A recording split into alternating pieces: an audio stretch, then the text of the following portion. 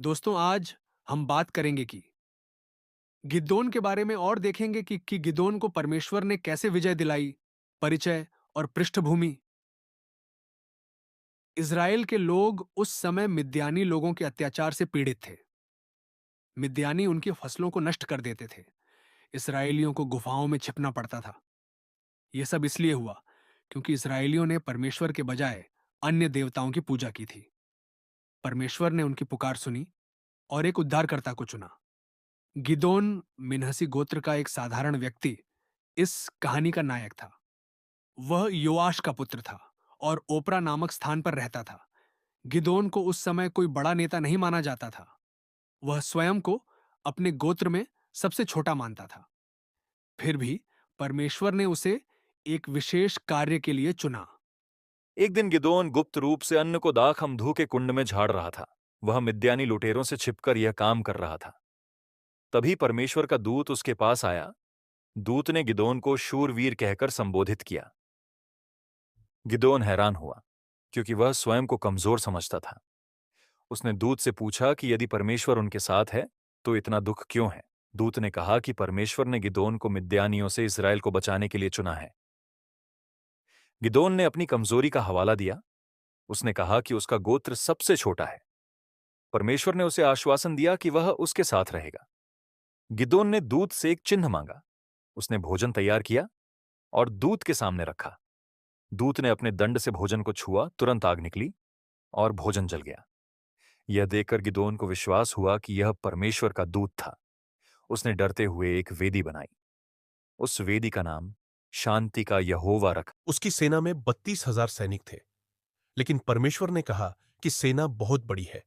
परमेश्वर चाहते थे कि जीत का श्रेय केवल उन्हें मिले। गिद्दोन को सेना को कम करने का आदेश मिला। यह गिद्दोन के लिए एक नई चुनौती थी। सेना का चयन परमेश्वर ने गिद्दोन को पहला निर्देश दिया। जो लोग डरते हैं उन्हें घर भेज दो। गिदोन ने यह घोषणा की। 22,000 लोग घर चले गए। अब केवल 10,000 सैनिक बचे थे। परमेश्वर ने कहा कि यह संख्या भी अधिक है। गिदोन को सैनिकों को पानी के पास ले जाने को कहा गया। परमेश्वर ने एक अनोखा परीक्षण बताया। जो लोग घुटनों पर बैठकर पानी पिएंगे उन्हें अलग कर दो। जो लोग हाथ से पानी चाटेंगे उन्हें चुनो। गिदोन ने सैनिकों को नदी के पास ले जाया। अधिकांश लोग घुटनों पर बैठकर पानी पी रहे थे। केवल 300 लोग हाथ से पानी चाट रहे थे। परमेश्वर ने कहा कि इन 300 के साथ मैं मिद्यानियों को हराऊंगा। 85 गिदोन ने बाकी 9,700 सैनिकों को घर भेज दिया।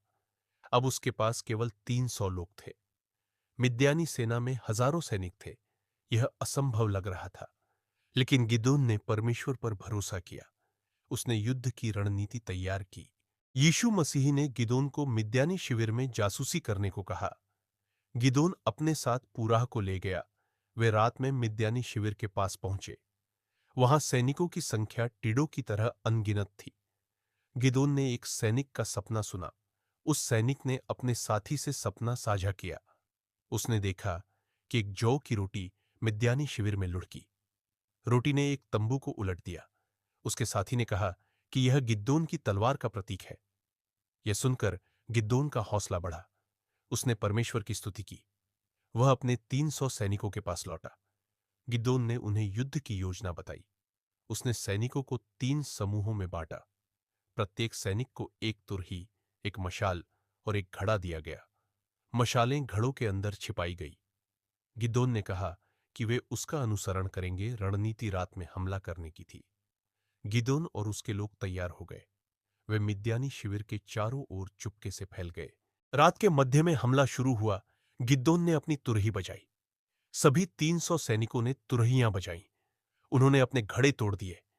मशालों की रोशनी अचानक चमक उठी। सैनिकों ने जोर से चिल्लाया, यहोवा और गिदोन की तलवार।